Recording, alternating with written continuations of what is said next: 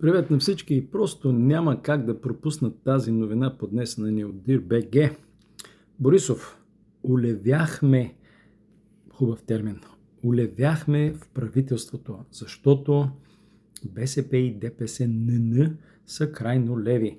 Моля, БСП отдавна не е крайно лява партия, тя е заминаваща се партия, така каквато ще бъде и ИТН, и едно време на оня Кобург и да прочетем.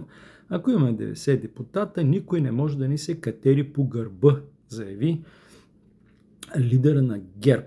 Имаме абсолютното основание, след всичко направено от нас, да направим заявка, че искаме да продължим да управляваме, заяви лидерът на ГЕРБ Бойко Борисов. Не случайно, дори и техните социологически агенции дават, че след толкова, все едно, че те ГЕРБ не си имат техни социологически агенции. Айде, моля ти се.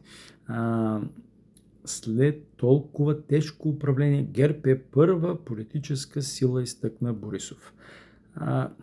Аз и друг път съм казвал, но тук се касае за сериозен случай.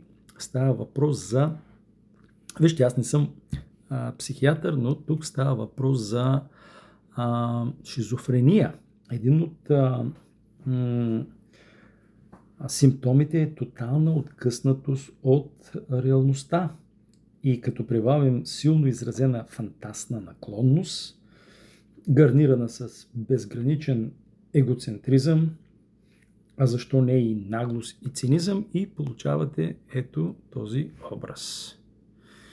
Ако съм на негово място, аз бих се скрил.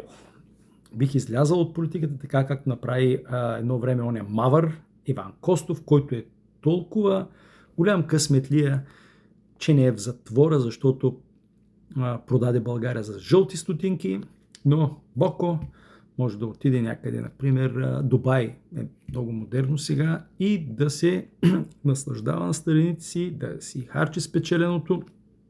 Като казвам спечелено, сещайте се, но това е положението. Ето, вижте го.